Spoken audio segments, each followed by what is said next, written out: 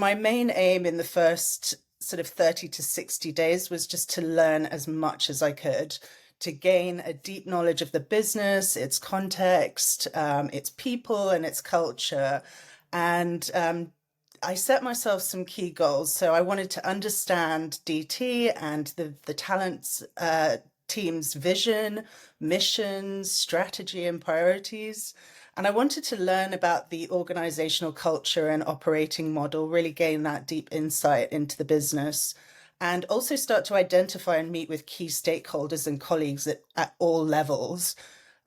So during that time, I just spoke to as many people as I could across the business, from our junior consultants, our internal team members, through to, our C-suite, to gain insights that would help me, develop that understanding. And as I mentioned in the blog post that I did for you previously, I used a standard set of questions, which was inspired by a post about setting yourself up in your first 100 days in a new role on Helen Bailey's amazing blog, The Ramblings of an L&D Professional. And that's another point that I'd like to make, like, just, tap into your network, build a strong network of L&D, professionals to support you, because it's an amazingly supportive community. And even through like L&D Disrupt, I've met lots of people and made loads of connections that have just been so helpful to me for advice. And so using those sort of standard set of questions, which were really about, figuring out,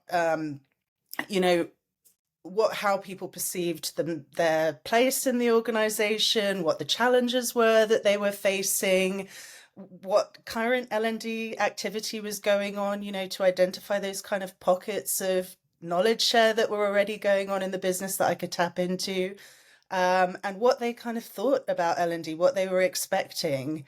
And this helped me to really build up a picture of what people wanted and what they expected from L&D, and maybe redirect a little bit if the expectations were unrealistic, what their aspirations were and what their pain points were, and to just generally get a really good sense of our people, the culture, the priorities for learning and development.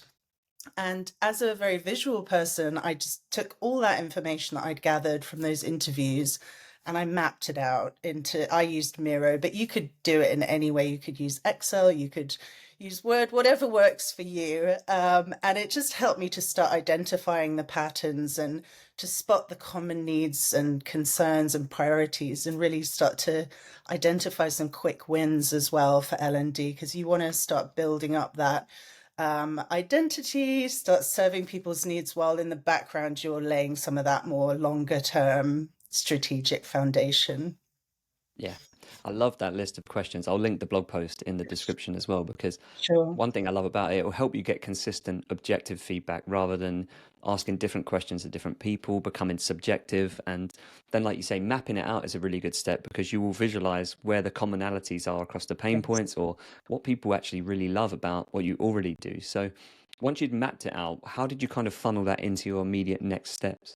Well, all of that filtered into the next part of my 30, 60, 90-day plan, the 60 to 90 days, which was all about strategizing and starting to articulate that fully aligned vision for the future of L&D at DT. And my goals in that stage were basically to perform a learning needs analysis, to implement some of those quick wins, and start to define the strategic priorities and key initiatives that I'd be working on, and following on from there, and get senior leadership alignment on all of that. And so the mapping exercise that I did and the insights I gained through that whole exercise were just invaluable, because they were basically my compass. They pointed me in the right direction, and I used them to validate and add depth to the results of a preliminary learning needs analysis survey that I ran.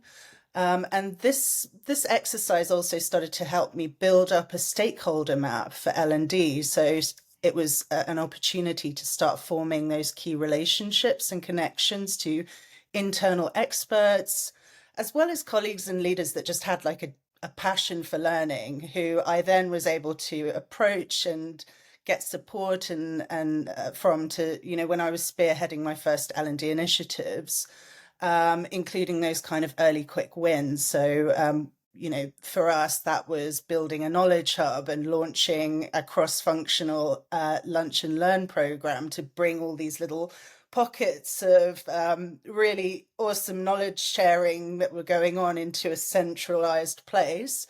And yeah, it was really useful for that.